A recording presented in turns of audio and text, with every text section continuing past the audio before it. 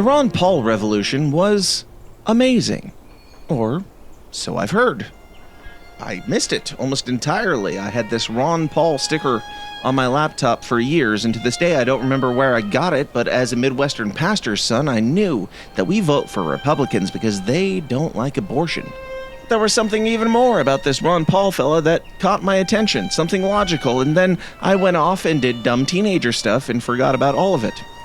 I know a whole lot more about Dr. Paul now, and if there was any chance there being a second wave or a similar movement, there wasn't a chance in hell I was going to miss out on being a part of it. And people say that Thomas Massie is the new Ron Paul. But I voted for Donald Trump in 2024 because, believe it or not, he was saying a whole lot of things that Ron Paul said back in the day. So let's start there. What does our great president, Donald J. Trump, have to say about this guy, Thomas Massie? Thomas Massie will go down as the worst Republican congressman in the long and fabled history of the United States Congress. Even worse than crazy Liz Cheney, but Massie will hopefully lose big. I love Kentucky! The Republican Party's worst congressman ever, Thomas Massie. Thomas Massie is a complete and total disaster as a congressman and a human being. He is disloyal to the Republican Party, the people of Kentucky, and most importantly, he is disloyal to the United States of America. He is a misfit who should be voted out of office ASAP. Thomas Massie is a grandstander, and the great people of Kentucky are going to be watching a very interesting primary in the not-too-distant future. He should be primary, and I will lead the charge against him. He's just another grandstander. New poll, anybody I endorse beats Thomas Massie of Kentucky by 25 points. Get ready. Massie is a very bad guy. The people of Kentucky won't stand for it. Just watch. Do I have any takers? I said, do I have any takers? MAGA should drop this pathetic loser, Tom Massie, like the plague. MAGA is not about lazy, grandstanding, non-productive politicians, of which Thomas Massie is definitely one. Thomas Massie of Kentucky is not MAGA, even though he likes to say he is actually MAGA. Doesn't want him, doesn't know him, and doesn't respect him. He's a negative force. He's a simple-minded grandstander. Third-rate Congressman Thomas Massie, a weak and pathetic rhino, must be thrown out of office ASAP. The great people of Kentucky are wise to him. Lightweight Congressman Massie, a true hater of Israel and a totally ineffective loser who has failed us so badly. Captain Ed Galling is a winner who will not let Kentucky down, because you can't compromise on sanity and common sense. No, you can't compromise on sanity and common sense. You might think that you're real smart, but the truth will always win, 'cause you can't compromise on sanity and common sense. Woo! Boy, that sure does sound serious. Perhaps I should do a little bit more research on this guy. The Geeks are three self-professed total nerds who normally prefer the slide rule to the sledgehammer, but are more than willing to get dirty. We're the Geeks! Hi, my name's Thomas, and I'm the team captain. We all went to the Massachusetts Institute of Technology. We have 5 MIT degrees among us. I have all the theoretical experience. Not sure what good that's going to do us in a junkyard. Thomas has all the practical experience. He's the master of KISS, keep it simple, stupid. I first met him in April of 2013. He had just gotten into the House. He was elected. People said he was going to be like another Ron Paul, but they say that about a lot of people, and it's usually wrong. But we were holding the opening of the Ron Paul Institute that April. He wasn't invited because we didn't know him that well. Well, we had a panel with Dr. Paul, with Walter Jones, with Jimmy Duncan, and with Dennis Kucinich, all former and current representatives at the time. And in walks Thomas Massie out of the blue. He wanted to be part of what Ron Paul was doing in the next chapter of Ron Paul's life. I met Thomas before he came to Congress and was sworn in before his class was actually sworn in. But I was leaving Congress a few weeks later. So we actually crossed paths. So we can say we served in Congress together. I knew he was very dedicated to the cause of liberty. I was anxious to help him. And I think he has proved his case for being a defender of liberty and the Constitution. If you put in an AI and asked, what would the Constitution look like if it's a representative in Congress, it would be Thomas Massie. You're not going to earn a lot of good friends on Capitol Hill following in the footsteps of Ron Paul. That demonstrated to me from the very beginning that this is a fearless person. But what people know about me is if you attack me, I'm probably going to dig in. You're not going to move me. I'm not bullied. He's way better than any of his critics on the Second Amendment. He's way better on COVID. He's way better on the vaccine mandates. And we just go down on and on and on. I've been following Thomas Massie since he was first elected back in 2012, because at that time, I was afraid that the GOP would just continue along its John McCain, Mitt Romney axis of evil, and that maybe the legacy of Ron Paul might get smothered.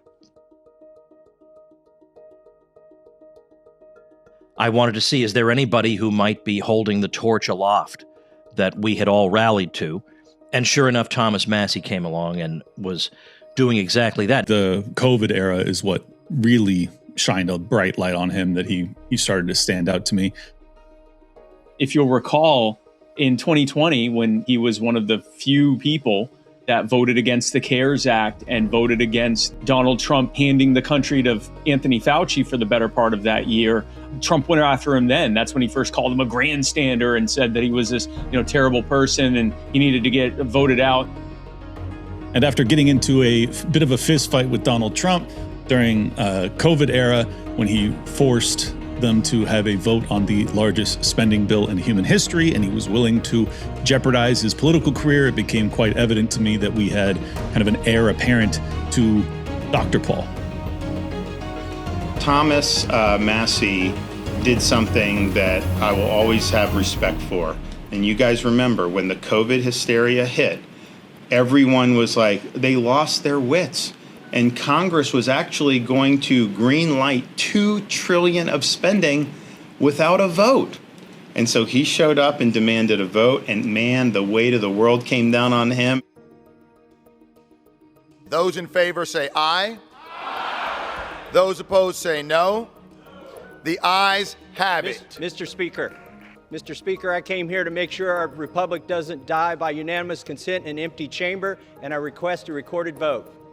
Thomas Massie was the one who stood up in real time while the COVID emergency was going on and said, this is insane to just be giving away $2 trillion in corporate bailouts with no type of vote, no audit of what's going on. And he was completely demonized by Donald Trump. The truth, if you're willing to report it, is they don't want a recorded vote. They don't want to be on record of making the biggest mistake in history.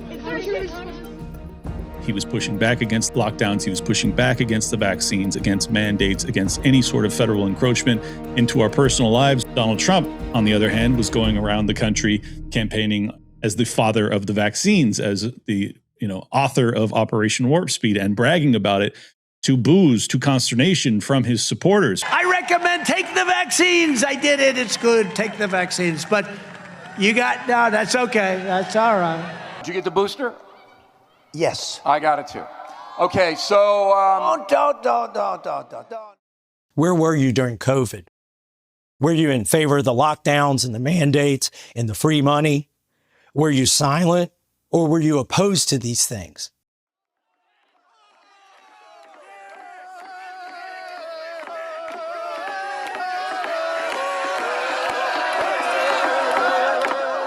Thomas Massie first came on my radar when I was representing the Covington kids. Those are the Covington Catholic kids that were attending a pro-life rally in Washington, D.C., and they were being libeled by politicians, by celebrities, by major members of the media. Reza Aslan said, have you ever seen a more punchable face?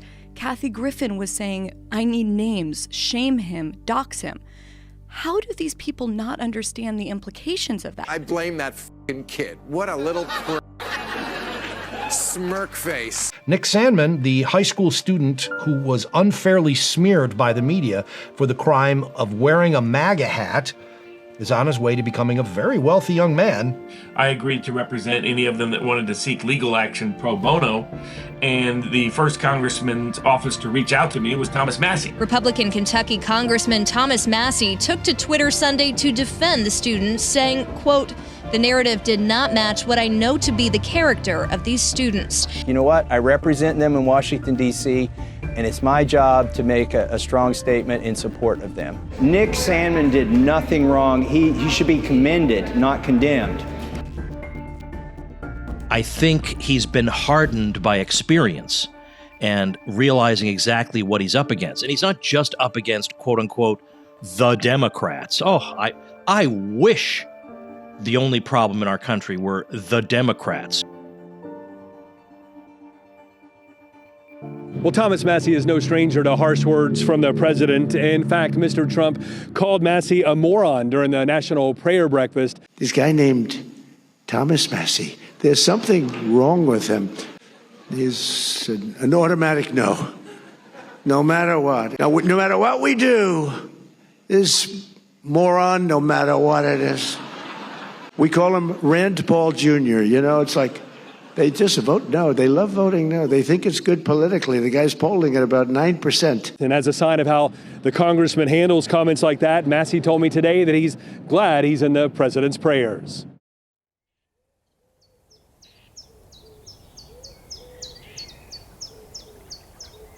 Thomas is just such a nice guy and just such a good guy. And it's crazy to me that he, of all people in the world, is public enemy number one. And for what? For holding Trump accountable to what he promised? If he's against Thomas Massie and if he's supporting all the things that we voted for Trump to stop, then maybe Trump's the problem, or at the very least, Thomas Massie's not the problem. Donald Trump gives all of the same or very similar rhetoric to what Thomas Massie gives. However, when it comes to the rubber hitting the road, every time you expect Donald Trump to follow through on his promises, Thomas Massie's the guy who's actually carrying that torch. But Massie's a complete and total disaster as a congressman and, frankly, as a human being. The way that Trump and his people in his orbit are attacking Thomas Massie, replace it with Ron Paul, and that's what mainstream Republicans were saying 25 years ago. Well, let's face it here. They're not criticizing Massie because they don't like his farm policy, or where he stands on milk subsidies. I think we know what the reason is. The truth is treason in an empire of lies. And I think when people have the truth told about them, they get very annoyed. So he screamed at me for 2 or 3 minutes. I kept trying to talk and he just screamed louder. Then he repeated it all. Massie speaks truths that are embarrassing to these people. The kinds of truths that Donald Trump gave voice to in 2016 when he turned to Jeb Bush and said, "Your brother lied us into a stupid war." They lied. Okay. They said there were weapons of mass destruction. There were none, and they knew there were none. We should have never been in Iraq. We have destabilized the Middle East. And when he said it, they were nodding their heads at home. And that's what Thomas Massie is saying. Enough's enough. There's really no reason that there should be this much disharmony, because if you look at Thomas Massie's voting record, it's absolutely something like 99% conservative. When will you change your party affiliation to Democrat? I thought you knew. I vote with Republicans 91% of the time. And the 9% I don't, they're taken up for pedophiles, starting another war, or bankrupting our country. I don't know about that, Congressman. We'll see. We got to get rid of this loser. Thomas Massie votes with President Trump over 90% of the time. And the 10% of the time he doesn't, it's when President Trump is not keeping his promises to the American people. Whether it's supporting the surveillance state with the extension of the FISA laws, whether it's busting the budget in the big beautiful bill, when it's pushing us into forever wars overseas, whether it's pushing financial policies that inflate the currency and deflate the value of our own labor, whether it's having full transparency with the Epstein files and accountability for our two-tiered system of justice. Thomas Massie only breaks with Donald Trump when Donald Trump breaks with his own voters and his own promises. He brings the same energy that Ron Paul brought, and he's met with the same treatment you're just helping the Democrats and you're helping the progressives and you're helping the terrorists and the enemy and all of this stuff. Very much I'm seeing the same thing now with Thomas Massie. It is almost exactly, and it's kind of scary and sad that just about 25 years to the day, you've got the exact same narrative. This is deja vu. He's called me a grandstander again, but this time he didn't qualify as third rate, so I think I'm moving up in the world. That day, or about a day before that attack, I had come out against getting involved in a war with Iran.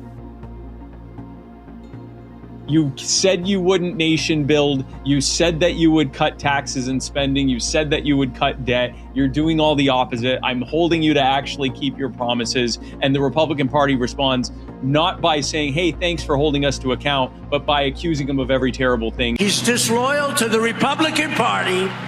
He's disloyal to the people of Kentucky. And most importantly, he is disloyal to the United States of America.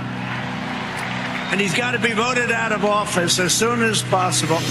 When it comes to the war in Ukraine, when it comes to the war in Gaza, when it comes to the war in Iran, well, Donald Trump campaigns on being the president of peace while delivering us war and not negotiating peace. And Thomas Massie has rightfully and righteously opposed all of those endeavors, much to his detriment and much to the sacrifice of his political career. Ron Paul was kind of a preface, if you will, to the congressional career of Thomas Massie. And if we'd heeded his warnings on those key issues of foreign and domestic policy, then we wouldn't have some of the problems that create the divide between Thomas Massie and Donald Trump. It's much more vicious than it was when I was there. And I don't think I was, I had people attack me, but not like what Thomas has to endure. A guy like this loser, Massie, he's a real loser. And you have other guys that just automatically vote. No, Rand Paul, I always got along well with Rand Paul, but he's always, no vote. Someday you're going to have to explain it.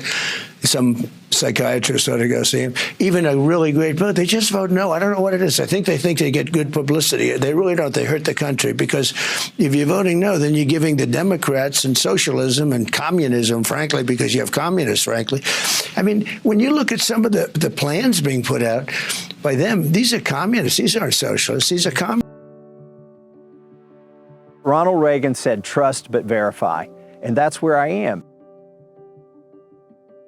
On some big issues, yes, he has disagreed, but that's okay. I want there to be an alternative voice when we think the president has made the wrong decision. I mean, we're not voting for a savior in this country. We're voting for a human being who occupies the office of president and who is not, as Catholics say, endowed with the charism of infallibility. He can make mistakes. We need people to stand up and say, no, we shouldn't do this. And that infuriates Washington because deep down, there's nothing they would like better than to have a Politburo type of situation where all the comrades are voting yes and there's not any dissent. He's being attacked for doing the very thing that every American should loudly applaud. What made Dr. Paul refreshing was that he looked in the camera and told you the truth, even if he thought it was going to hurt him politically. He was willing to say to a group of people who were going to hate him for it that I think you're wrong about this. There are people who are simply going to listen to whatever the president tells them to do, but then there are people who just adore Thomas Massie. One of my favorite members of Congress. He loves the Constitution. He loves liberty. He's honest and he's tough, and he's going to really go after the intel agencies. It's Thomas Massie, who's just terrific, from Kentucky. Anyway, I'm pro Massie. I completely understand the argument that winning is more important than maybe some niceties. But I like my Constitution, and I like that there's one person who will risk everything to remind us what's in it. He's essentially Ron Paul, but from Kentucky. Same voting record, same general worldview, all of it. Well, this prompted President Trump to go after Massie, correctly noting that Massie basically has no interest in governing almost ever.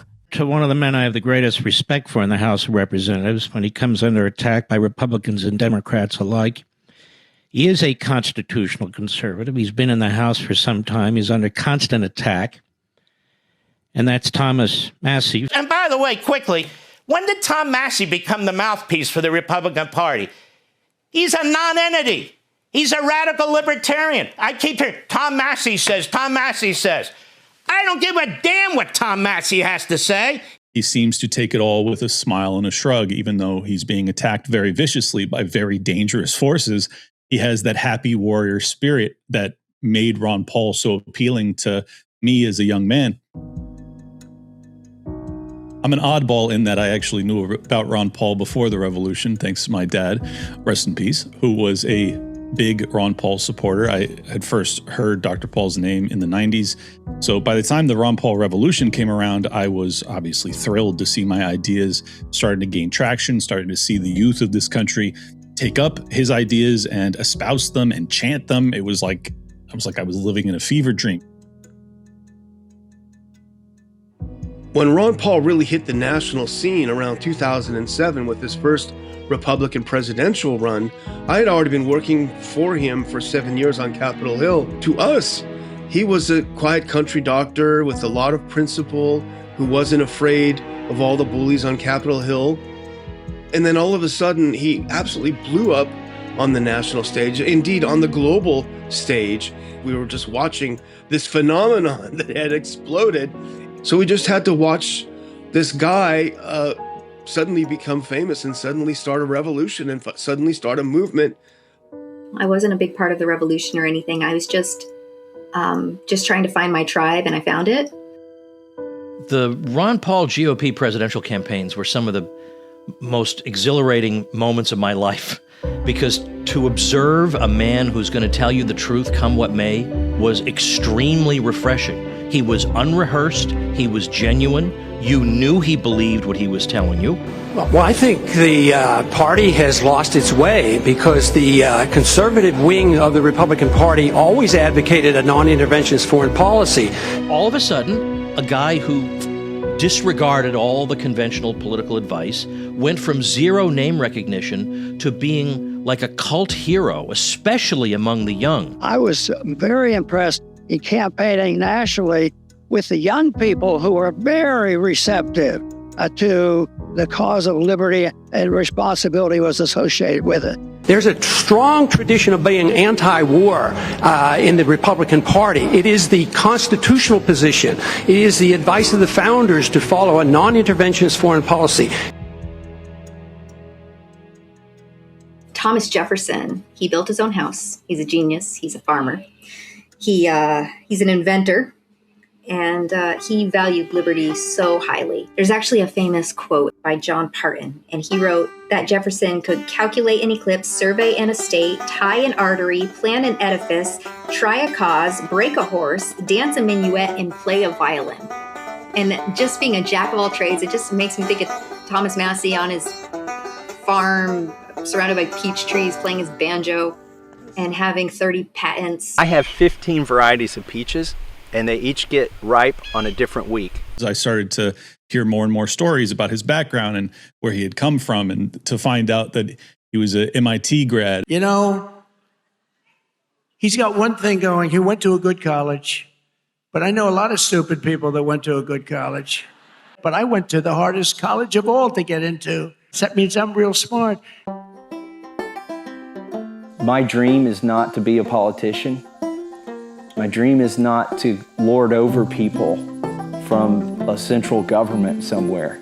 My dream, I'm living it here on my farm.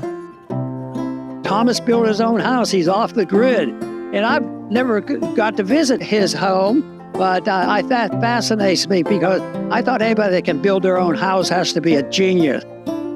He lives the way a lot of people who pose in the Republican Party, want you to think they live.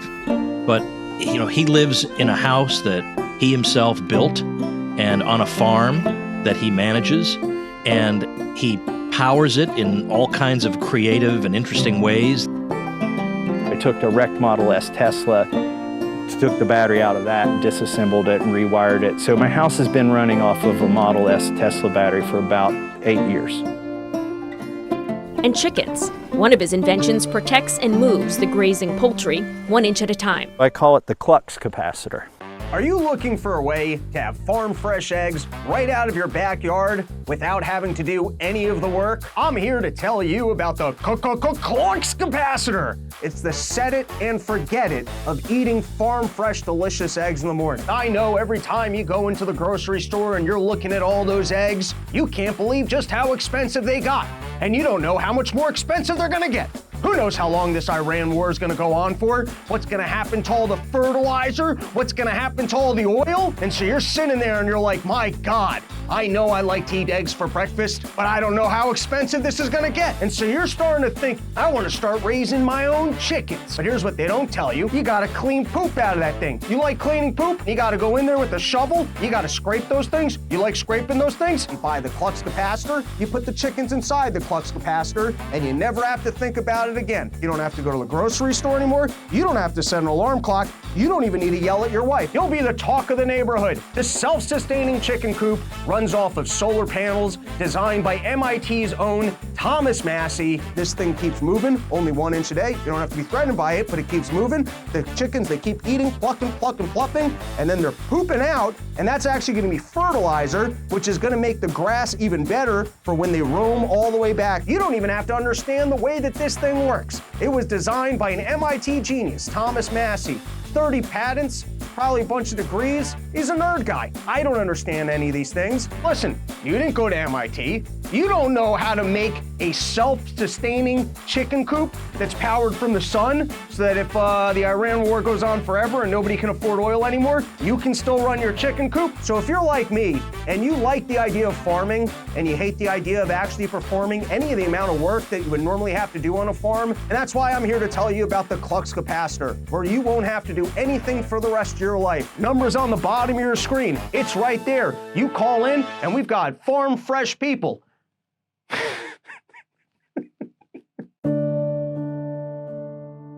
There's nobody quite like Republican Congressman Thomas Massie. His no-nonsense libertarian flair has made him a Kentucky fan favorite since 2012, where he's racked up landslides past 80% at the polls. I mean, you could say I disagree with Thomas Massie, but if you think Thomas Massie is the problem, you are the problem. I couldn't agree more. I couldn't agree more. Just because, first of all, he's a decent man, which always matters to me, and I think it should matter to all of us. You could, give Thomas Massie a routing number, and he's not going to take $1. He's just not. He's well known. He's well liked by anybody who knows him, by his staff, by the people that have got to work with him and be with him over the years. He is rare in Washington because he actually stands by his principles, but he's even rarer because he's actually a decent human being. He's certainly been successful here in the district, getting reelected for numerous years by wide margins. He has been a person who does what he thinks is right, regardless of what the party says, regardless of what leadership says. He's such a normal guy. He's actually a very funny person. He's got a great sense of humor. And I always tend to judge people based on whether they have a sense of humor or not. There's so many people who take themselves so seriously. I'm coming at you like you've never seen. Never in your life before. Have you seen the way in which I will come at you? I'm more popular than you in Kentucky, and you know it. I'm backing your primary opponent, and you're gonna lose. I didn't know what that meant, but before I got back to my seat, I found out. He said I was a third-rate grandstander. On Twitter. He tweeted about you. On Twitter, yeah. And you're in trouble when that happened. And I looked at him, I said, I was offended. I'm at least second rate. So I said, well, the reason I'm calling you is I've seen it's close in these purple states, and there are a lot of independents and libertarians who could be influenced perhaps, and I'd like to endorse you. Oh, this is wonderful. This is great. This is tremendous. and I said, well, how do we get it out there? And he goes, oh, just tweet it. I'll retweet you. He said, yeah, put that in your endorsement. The libertarians will love it.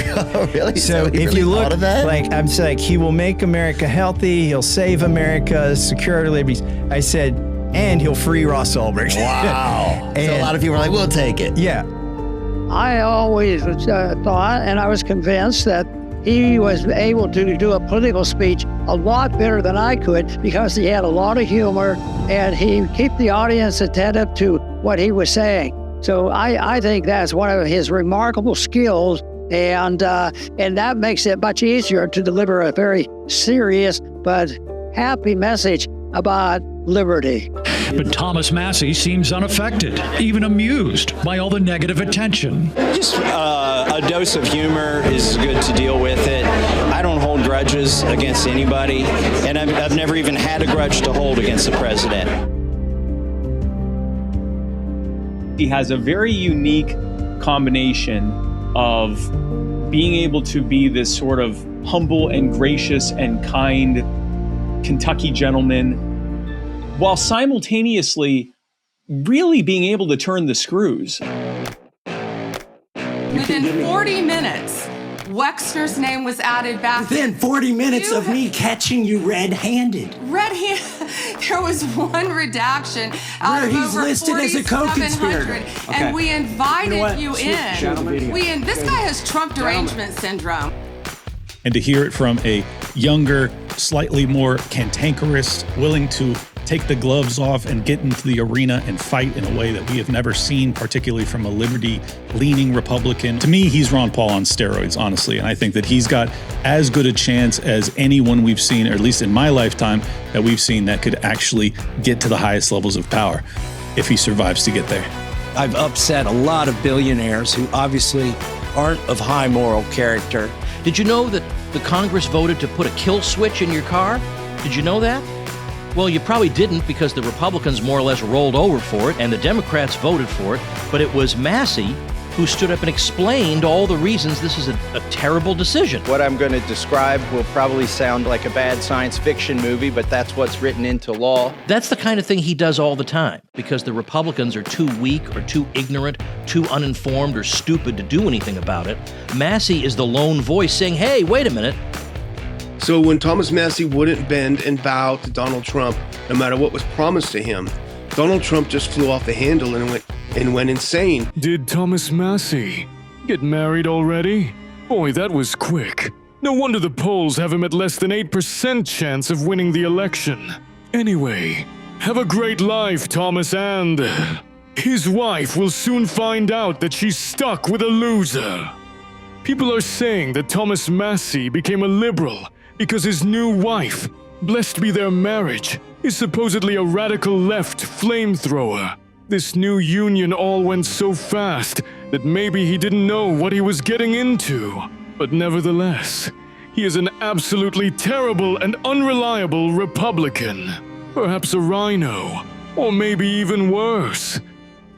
Another aspect that really made me consider Donald Trump as being a potential ally to us was the fact that he was being attacked mercilessly by the media, that he was being spied on by the FBI, that I thought that there was a decent chance, given that he was so obviously not in the inner circle of the deep state, if you will, that there was a chance at least that he might be on our side. But when it came down to it, it turns out that Thomas Massie was the guy who was actually standing on business when it came to the promises that Donald Trump was making on the campaign trail. One of those promises being the release of the Epstein files. Can I just interrupt for 1 second? Are you still talking about Jeffrey Epstein? This guy's been talked about for years. But a lot of big people went to that island. But fortunately, I was not one of them. It's just very strange for a lot of people that the list of clients that went to the island has not been made public.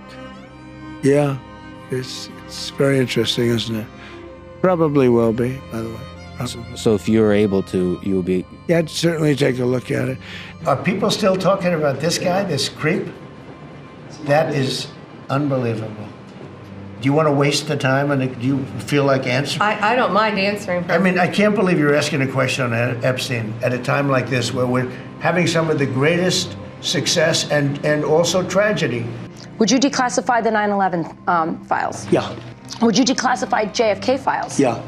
I did a lot of it. Would you declassify the Epstein files?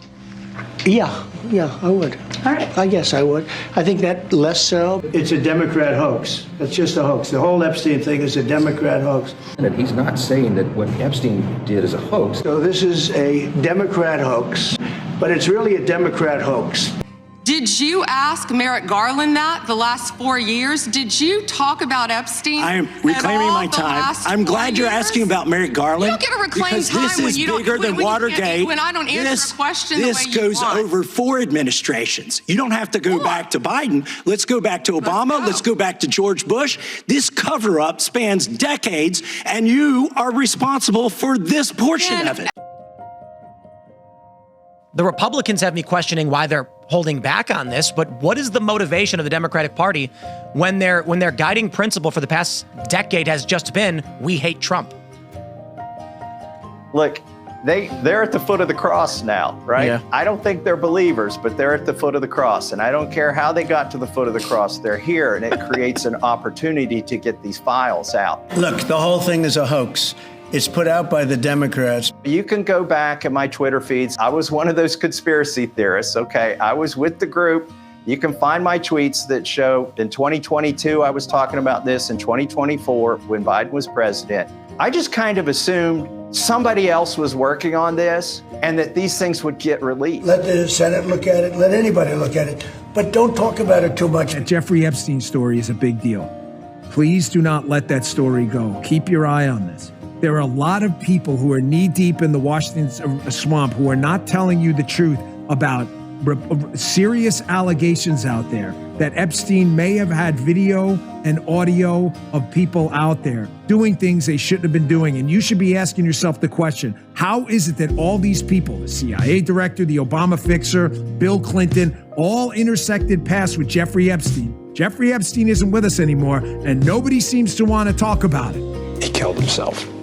You want me to get, I've seen the whole file. He killed himself. The people who were allegedly working on releasing this stuff had no intention of releasing it. Or they've stubbed their toe, they've been taken into a back room and something's been whispered in their ear, and they've immediately lost interest. It's sitting on my desk right now to review. The Epstein files. There are none, apparently. I'm sorry, when you put Kash Patel and Dan Bongino in charge of the FBI, and we put Pam Bondi in charge of the DOJ, and then it turns out that there's nothing there, I don't know what more you expect. What do you think? They're all part of the conspiracy? And the answer is, of course, yes. Did Jeffrey Epstein kill himself? When you're in that kind of confinement, we call it solitary confinement, you're not supposed to have these things that you are able to hang yourself with. That's the whole point of the strict rules in there. You're not supposed to have 6 feet of cloth that you can dangle from the ceiling so you can hang yourself. This is prison 101. Yeah. So I agree with you. This doesn't look right. It doesn't look like a suicide. You know a suicide when you see one, and that's what that was. But we were told that the cameras were down. Well, I don't know who said that. In these units, there's supposed to be 24/7 guard duty on him directly. And from what I was able to learn in this, in the lead up to his suicide, is the guard fell asleep. There's no credible information. None. If there were, I would bring the case yesterday that he trafficked to other individuals. I am sorry if one of your billionaire donors is going to get embarrassed because he went to Rape Island. I have never been as disappointed in a human being in politics as I am in Tom Massie. You know Epstein's an intelligence asset for people in the Middle East, right? I'm like, no, I didn't know that. I'm like, you sure of that? The person, let's say, is like, I'm absolutely sure of that. So that's why this blackmail story makes so much sense. Which Middle Eastern countries they are, I don't know. But this person, who is a very, very good reporter, I mean, aces, right? Swore Epstein was either a witting or unwitting intelligence asset, and they may have had his plane wired up, and they're the ones who have all this stuff.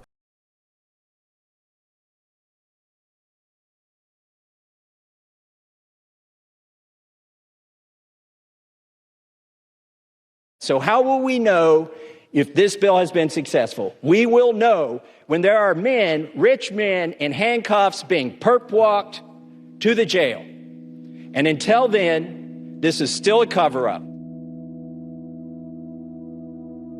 It just started to become very apparent to me that this guy was, despite his kind of country bumpkin accent, he was a cut above when it came to intellect, particularly in contrast to that of the political establishment. But to have somebody like Massie who stands up and says, nope, sorry, I cannot vote for this, I cannot vote for that, because it goes against everything we pledged we would do, who wouldn't want that? This whole thing just is so bizarre because I think The people who make up stories and challenge him and try to punish Thomas, they're the ones who are looking badly. You know, I've done this before, not quite as violently and miserably as this one, but I just can't stand this guy. The whole thing is a disaster and a joke. And the idea that we might elect this non-entity yes man instead of Thomas Massie, yeah, that'll stir things up. Get Ed, whatever his name is, in power. That'll stir things up. This guy is unbelievable. He is central casting. Just elect him. Defeat traitor Thomas Massie. Elect the Trump-endorsed patriot, Captain Ed Gowrine. Special Ed. He's being portrayed by new media mostly as just this great guy. And, you know, Thomas Massie is one of the squad members and friends of The View and things that are just lies. I hope the fake news gets this. Tom Massie stands with the ladies of The View. Tom Massie stands with the ladies of The View. Mr. President, we stand with my friend, Donald Trump.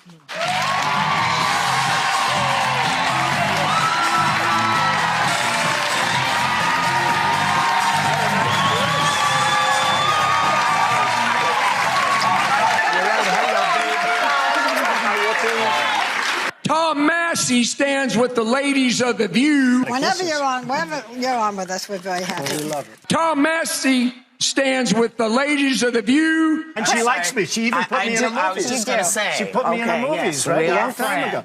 Tom Massie stands with the ladies of... Well,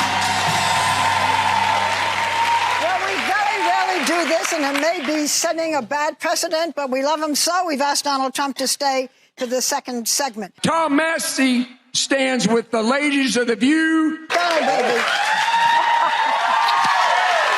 We've gone through a few things together over the years. She is very sexy. Tom Massie stands with the ladies of... There's nothing you haven't been successful at. You're a great character. You're a great friend of... The View. Mr. President, we stand with you. Fight, fight, fight!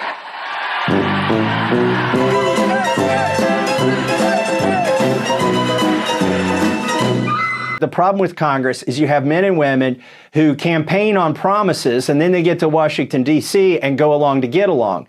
This is the first time I've had to run against somebody who promises to go along to get along. Like, that's his campaign message. He won't debate me. You're going to debate Nancy Pelosi and AOC. You better be comfortable here in a library before you go to Congress. Now, we reached out to Ed Gallrine's campaign for a statement or to provide a reason why he did not attend. We are still waiting to hear back. I've said I'll take any forum. I'm kind of like you, Dave. I'll debate this guy anywhere. I'll even let Donald Trump moderate the debate. I'll let his campaign manager moderate the debate. Just let me have an open microphone for a little bit and then let him say what he actually believes. He's not going to be able to articulate a platform because an NPC cannot do that. They cannot articulate what they're for because they're promising to be for whatever the president wants. And the problem is what the president wants has changed over time.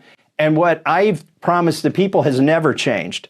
And that's why, even though Donald Trump has shattered his coalition by lying us into this stupid war on behalf of a foreign country, that coalition is still ripe for someone else to pick it up and run with it. Mm-hmm. And that's kind of what I'm hoping. I hope Thomas Massie runs for president. I think, by the way, they're doing a big money bomb for Thomas Massie on March 30th. And I think him winning re-election in Congress is like the most important political election in the country right now, because he's done nothing wrong except actually stand up for America first. And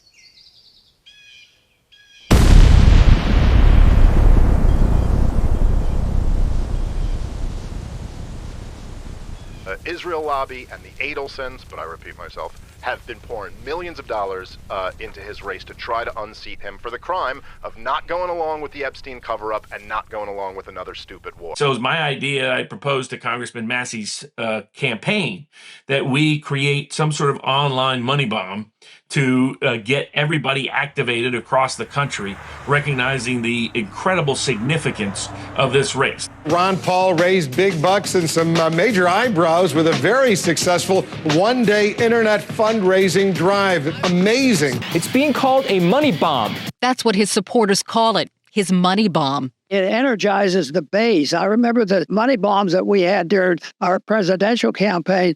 it generated a lot of excitement. And by the way, I would take this note I've come on the live feed before and I haven't asked for money.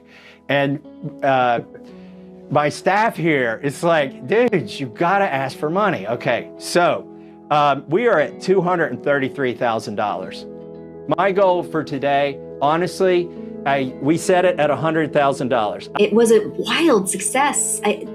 There was just money was just pouring in. The typical member of the House of Representatives is going to raise and spend about $300 to $600K for the entire race, the primary and the general. A $350K raise in one day just for the primary is essentially unheard of. And that tells you something about the strength of Massie's appeal. Shows the power of the people getting together at the grassroots to crowdfund the political revolution that is simply restoring our republic to its roots. It drew us back psychologically to the Ron Paul revolution, to the Ron Paul phenomenon. And he raised a decent sum of money. And he needs that. He's not going to get money from the usual sources. Oh, there it's moving again. It's moving. Yes, somebody did their $20. That underscored the fact that there are thousands, hundreds of thousands of individual people who are not donating $1 million. They're donating $25, $20, $50. That shows how widespread the support is for Thomas Massie. We raised more money in a money bomb for a congressional campaign than has ever been done in American history. And that's because he's facing the biggest campaign of a foreign lobby, up to $25 million being spent by people on behalf of a foreign nation to defeat Thomas Massie. The other side has been tearing down my name. It's a total negative smear campaign. So what are we going to use this money for? We're going to run positive ads. The real enemy are the people who I call the nihilists, the people who don't believe there's such a thing as a truth, and that you don't have to obey the truth. You can manipulate it, and politicians sort of drift in this direction. Say what you have to say, do what you have to do, manipulate, and because if you want to be successful there, you have to obey. He's the number one opponent of the surveillance state, the number one proponent of food freedom, your right to buy food directly from the farmer without getting a special permission slip from a federal bureaucrat first, the number one advocate against these endless wars overseas, the number one advocate against the Federal Reserve corrupting our financial system and debasing our currency. So if you wanted honest representation, you get to see what it looks like with Thomas Massie and the institutions of influence, the deep state and the donor class. They are terrified that other members of Congress might actually act on their own conscience. Because his own party does embarrassingly bad things a lot of the time. And it's funny, even his own critics know that. His own critics spend half their time talking about the rhinos in the Republican Party. They know that any decent human being has to stand up to those people from time to time. Well, here you have one who's smart and who stands up to them at exactly the right times. If you don't want to vote for a guy like that, I don't know what to tell you. You'll notice now that most mainstream Republicans say Ron Paul was right. Ron Paul was right about everything. The longer we go and the deeper in debt we get, the more apparent it is that Ron Paul was right all those years. Whether people want to admit it or not, Ron Paul changed the conversation. Because there's no harm to admitting that someone was right 20, 25 years ago, but then they simultaneously turn around and say, well, but Thomas Massie is wrong. Well, if you think Ron Paul was right, then you have to think that Thomas Massie is right now because they're largely fighting the same battles.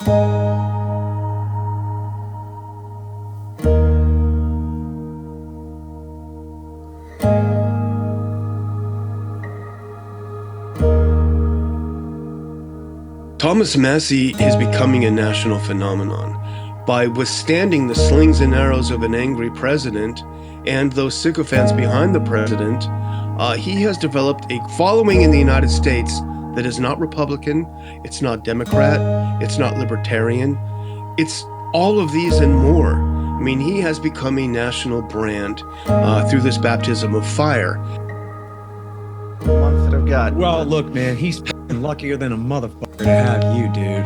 There ain't nobody better in the fucking world at this that I know of. Well, I missed the Ron Paul for the most part. Like, I remember having a Ron Paul sticker on my laptop, but I didn't know I just knew that we vote Republican because they're anti-abortion or whatever.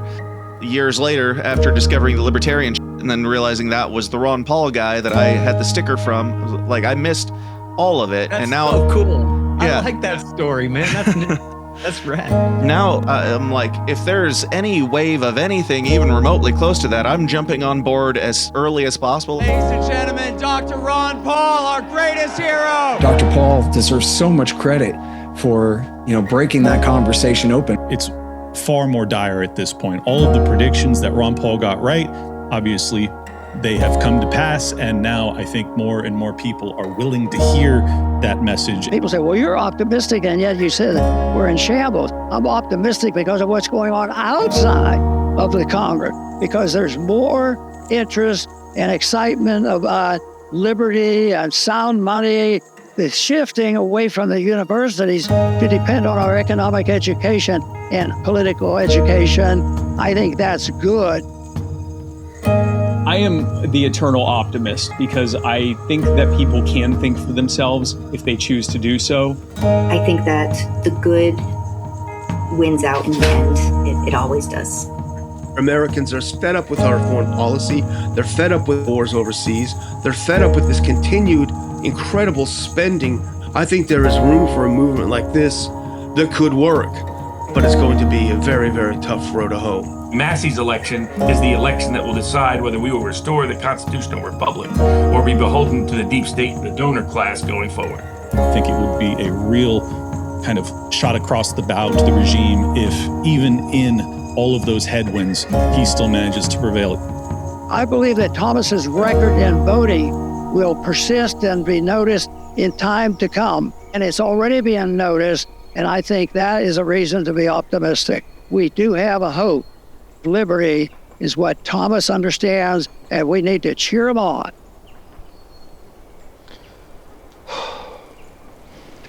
Well, I did my part. We'll see.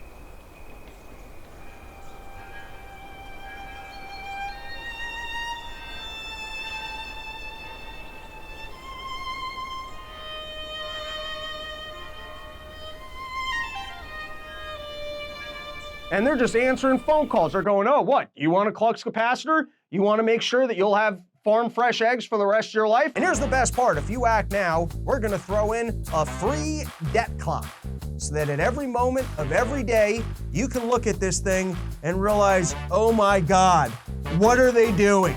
We're all going to die. There's no way we can afford spending that much money. Oh my God. You go out for a cup of coffee, you treat yourself to a lunch, you go out on a date, and you start panicking. You're like, I can't afford to spend all this money. But then you look down at your debt clock and you look at how much money the government's spending, and then you realize that there's a concept called inflation and that none of your money is going to be worth anything anyways, and then you don't have to feel bad about spending your money. That's at 100% of GDP, and you guys, and no one's doing anything about this? Nobody's talking about this? And then you remember, I was smart. I bought a Klux capacitor. So while you still have money in your pocket, act now. Pick up your phone and get a hand on the Klux capacitor, designed by Thomas Massie, a man with 30 patents and an MIT engineering degree who also was featured in an episode of BattleBots. And that's all of the facts and figures that I have on Thomas Massie.